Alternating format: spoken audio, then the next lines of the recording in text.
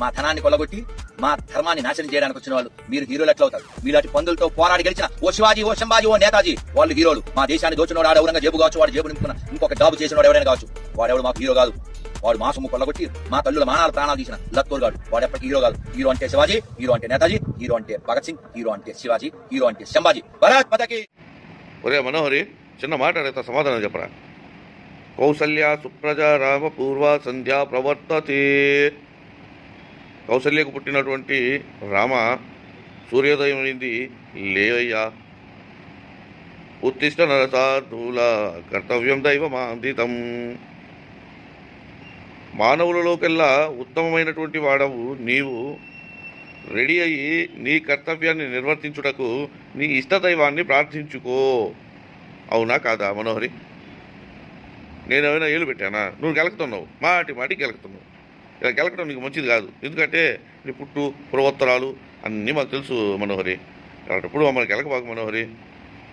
రాముడు దేవుడైతే మరి నీ కర్తవ్యాన్ని నిర్వర్తించుకో, నీ ఇష్టదైవాన్ని ప్రార్థించుకో అని చెప్పి ఉదయాన్ని సుప్రభాతం చెప్తా ఉన్నారు. కానీ ఇంకిత జ్ఞానం కూడా లేదా మనోహరి నీకు? అది చూడు మనోహరి, ఒక మనిషి ఆరాధించేంత దిగజారిపోయాము మనోహరి. చెప్పాలంటే ఇలాంటివి చాలా ఉన్నాయి మనోహరి. మా నోటికి రాబాకు మనోహరి, మమ్మల్ని గెలకబాకు మనోహరి. మేము గమ్ముగా మా పని చేసుకుంటా, ఏదో నమాజ్ చేసుకుంటా వెళ్ళిపోతా ఉన్నాము. మమ్మల్ని ఎందుకు గెలుకుతావు? ఇంకా అన్నీ తీసామనుకో మనోహరి, అనవసరంగా గెలకొద్దు మనోహరి. అందరికీ అస్సలాము అలైకుం వరహమతుల్లాహి వబరకాతుహు. జై భీమ్. ఎవరైతే ఈ మనోహరి దాసు అని ఒక మనోహరి ఉందో, ఇది వ్రత ప్రచారం చేసుకుంటానని చెప్పేసి ఊళ్ళో ముడిపడి తిరిగి ఒక టికానా ఒక దికానా ఏం లేకుండా, ఒక దిక్కు దిశానం లేకుండా వీడేంద్ర అంటే మసీదు మందిరం అని చెప్పేసి వాళ్ళ దగ్గర వీళ్ళ దగ్గర చందాలు వసూలు చేసుకుంటా తిరగతా మసీదు మందిరము చర్చీల మీద, వాళ్ళ మీద, వీళ్ళ మీద, నవాబుల మీద, యేసుక్రీస్తు మీద ఎడారి మతాలు అంటాడు, అదంటాడు, ఇదంటాడు. ఇప్పుడు వచ్చేసి మన ఈ నవాబులు ఏమి ఇచ్చారు, అంతా దోచుకున్నారు అంటున్నాడు.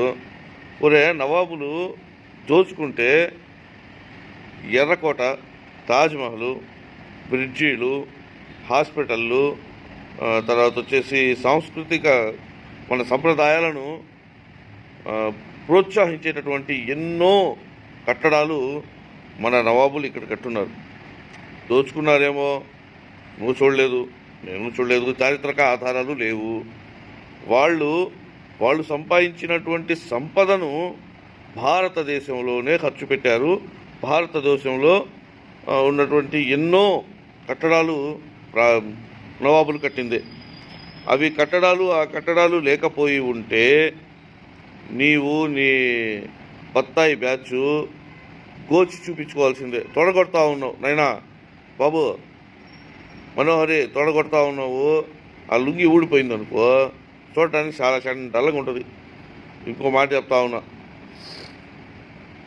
నీవు నీ మత ప్రచారం హ్యాపీగా చేసుకుంటా ఉండు. నీలాంటి వేస్ట్ నా కొడుకులు దోచుకున్నారని, దాచుకున్నారని ఇలాంటి మాటలు కానీ ఇంకోసారి మాట్లాడావనుకో మనోహరి, నీకు డిచ్కినే. పద్ధతిగా నీవు చేసుకుంటా ఉన్నావు, చేసుకో. మొన్న కూడా ఆ మేడంకి అదే చెప్పింది, ఆమె చేసుకుంటా ఉంది, మత ప్రకారం చేసుకో. మాటికి ఈ యొక్క సిగ్నేచర్ స్టూడియోలో ఉన్నటువంటి సిగ్నేచర్ స్టూడియో వాళ్ళకి ఇది లేదు, టాపిక్స్ లేవు. ఇంకా ఇదే పెద్ద టాపిక్ లాగా దాన్ని ఆమె చప్పట్లు కొట్టడం. ఏందిరా, ఎన్ని సమస్యలు ఉన్నాయరా దేశంలో? ఆ సమస్యలన్నీ వదిలేసి ఇది మతం మీద, కులం మీద ఈ వేష్ణ కొడుకులను పిలిపించి వాళ్ళని కూర్చోబెట్టి ఆడెవడైనా కానీ ఒక మతాన్ని, ఒక కులాన్ని కించపరిచి మాట్లాడుతూ ఉంటే వాడికి చప్పట్లు కొడతా కూర్చొని నువ్వు ఊగి దండాలు పెడతావు. వాళ్ళ లుంగీలో దూరుమా.